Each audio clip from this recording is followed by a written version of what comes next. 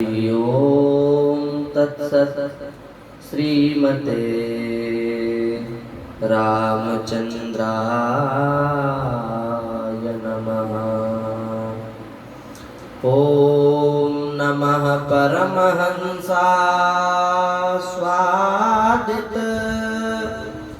चरण कमल चिन्मकरंदाय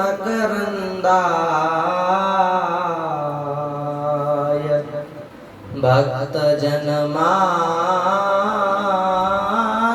निवासाय श्री रामचंद्राय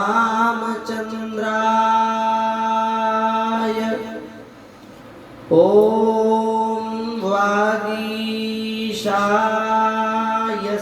वदने श्रीलक्ष्मीर्यस्य च वक्षसि यस्यास्ते हृदये संवेद तं नृसिंहमहं भजे। वाञ्छाकल्पतरुभ्यश्च कृपा सिन्धुभ्य एव च पतितानां पावनेभ्यो श्रीवैष्णवेभ्यो नमो नमः। भक्त भक्ति भगवंत गुरु चतुर्नाम वपु एक, इनके पद वंदन किए नाशत विघ्न अनेक। इनके पद वंदन किए नाशत विघ्न अनेक। श्री वृंदावन बिहारी लाल की जय। हरिशरणम भक्तवांछा कल्पतरु भक्त वत्सल शरणागत वत्सल दीन बंधु दया सिंधु कृपा सिंधु नंदनंदन श्याम सुंदर एवं श्री राधा रानी की महती कृपा करुणा से हम सभी लोग मानव जीवन का सर्वोत्कृष्ट फल सत्संग लाभ प्राप्त कर रहे हैं। यह श्री ठाकुर जी की हम सबके ऊपर विशेष कृपा है। हम अनेक बार यह बात कहते हैं, सत्संग श्रवण करना और सत्संग श्रवण कराना ये दोनों मानवों के पुण्यों से सुलभ नहीं होते, अपितु सुनना और सुनाना ये दोनों भगवान की कृपा से संभव होते हैं। श्री गोस्वामी तुलसीदास जी महाराज ने रामायण में एक बड़ी प्यारी बात कही है। श्री गोस्वामी तुलसीदास जी महाराज कह रहे हैं, जड़ चेतन जग जीव जत सकल राममय जान, वंदो तिनके पद कमल सदा जोरी जुग पान। जड़ हो अथवा चेतन हो, जड़ चेतन हो, इस चराचर जगत में जड़ हो अथवा चेतन हो, स्थूल हो अथवा सूक्ष्म हो, स्थूलतम हो अथवा सूक्ष्मतम हो, श्री गोस्वामी तुलसीदास जी कह रहे हैं, वंदो तिनके पद कमल। हम सबके चरण कमलों की वंदना करते हैं। देखो, वेदांत का एक सिद्धांत है, 4 प्रकार की सृष्टि होती है, जरायुज स्वेदज अंडज उद्भिज। उद्भिज माने जो पृथ्वी से उत्पन्न होते हैं, वृक्ष आदि, उनको उद्भिज कहा जाता है। अंडज पक्षी सर्प आदि जो है वो अंडे से उत्पन्न होते हैं, इसलिए उन्हें अंडज कहा जाता है। और मच्छर, खटमल इत्यादि जो छोटे छोटे जीव हैं वे स्वेदज हैं, वे विकार से ही उत्पन्न होते हैं। और गाय, घोड़ा, मनुष्य आदि जो है ये सब जहर से उत्पन्न होते हैं, इसलिए इनको जरायु कहा जाता है। पर यदि ईमानदारी से हम वेदांत के इस सिद्धांत पर विचार करें तो हम इस स्थिति पर पहुंचेंगे कि यह मनुष्य ही जरायुज है, यह मनुष्य ही स्वेदज है, यह मनुष्य ही अंडज है और यह मनुष्य ही उद्भिज है। ये चारों सृष्टि के जो मूल स्तंभ हैं वो मनुष्य के भीतर घटते हैं।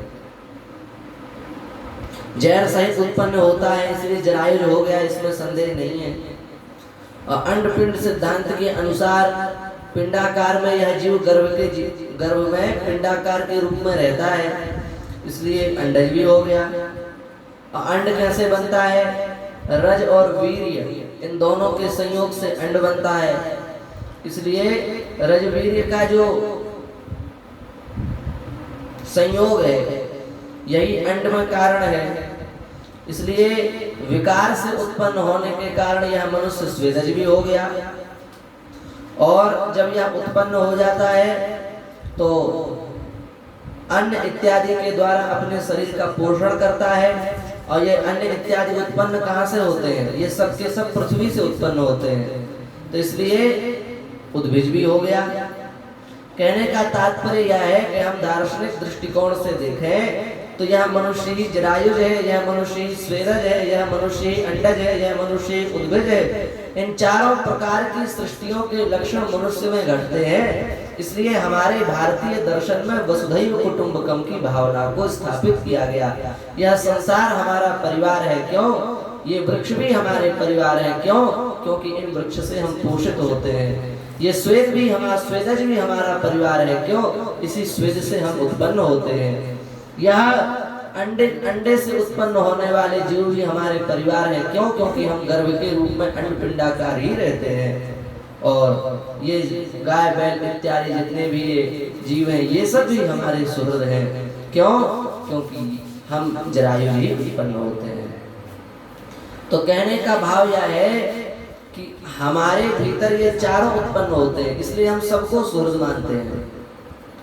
और ऊंचे जब इस स्थिति से जाएंगे तो हमको यह अनुभव होगा कि इन सब के भीतर हमारे श्री ठाकुर जी ही विलास कर रहे हैं। ये सब भक्त हैं, इन सब के भीतर श्री ठाकुर जी विराजमान हैं। और जिनके भीतर ठाकुर जी विराजमान हो जाते हैं वे सब भक्त बन जाते हैं। इसलिए श्री भगवत रसिक जी महाराज ने तो कह दिया,